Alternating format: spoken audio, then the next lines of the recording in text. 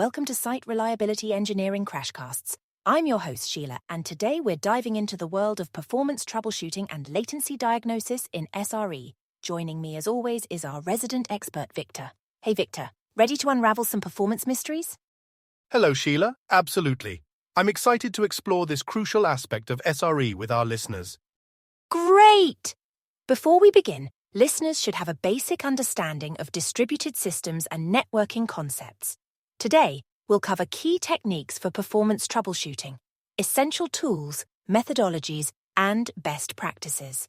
But first, let's start with a quiz question.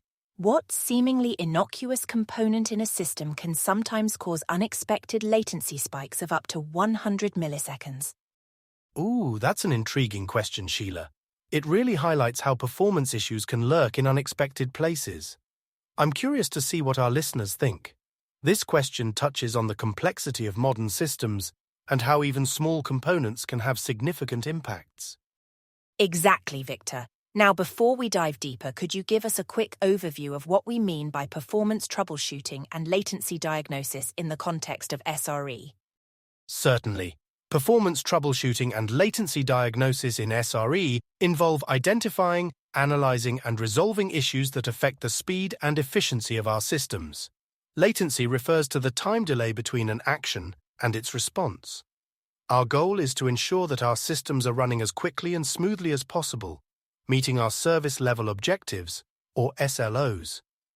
These are the targets we set for system performance and reliability. That's a great explanation. So what are some of the key techniques used in this process?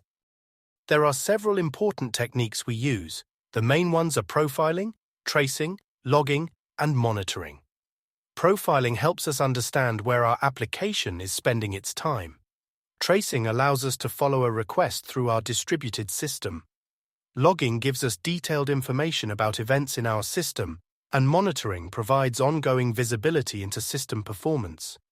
That's quite a toolkit. It reminds me of detective work. We're gathering clues from different sources to solve the mystery of poor performance. Could you elaborate on one of these techniques? Absolutely. Let's take a closer look at tracing. Distributed tracing is particularly useful in microservices architectures. It allows us to follow a single request as it moves through different services, giving us a comprehensive view of its journey and helping identify bottlenecks. That sounds powerful. Are there specific tools used for this kind of tracing? Yes, there are several popular tools. Jaeger and Zipkin are open-source distributed tracing systems that are widely used. They can visualize the flow of requests and help identify where time is being spent.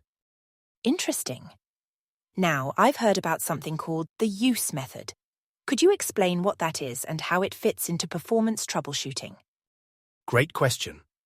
The use method stands for utilization, saturation, and errors. It's a methodology for analyzing the performance of virtually any system. You examine the utilization of each resource, its saturation point, and any errors it's producing. This systematic approach helps ensure you don't overlook any potential issues. That makes sense. Are there any other methodologies that SREs commonly use? Indeed, there are. Another popular one is the RED method, which stands for rate, errors, and duration. It's particularly useful for service-oriented architectures.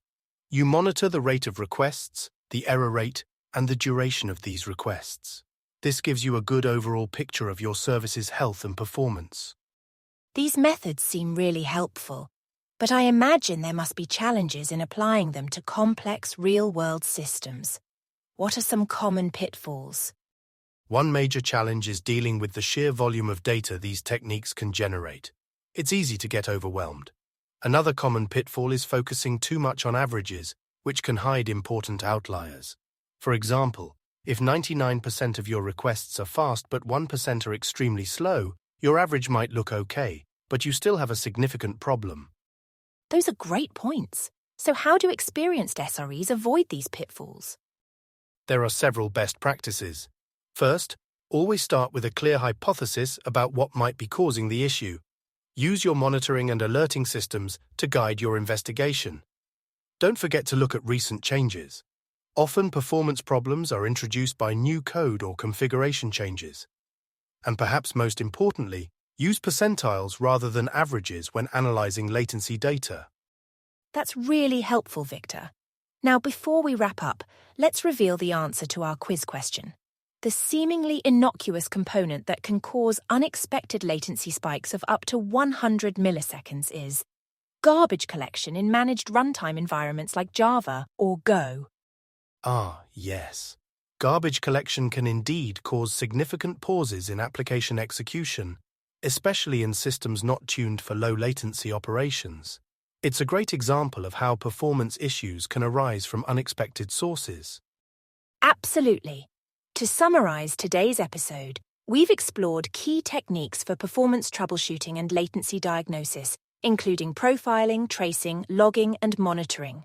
We discussed important methodologies like the use and red methods and highlighted some common pitfalls and best practices. Remember, performance troubleshooting is like detective work. Gather your clues systematically, form hypotheses, and don't forget to look in unexpected places. That's a great summary, Sheila. I hope our listeners found this deep dive into performance troubleshooting and latency diagnosis helpful. Thanks, Victor. And thank you, listeners, for tuning in to another episode of Site Reliability Engineering Crashcasts. If you enjoyed this episode, please subscribe and leave us a rating. Until next time, keep those systems reliable.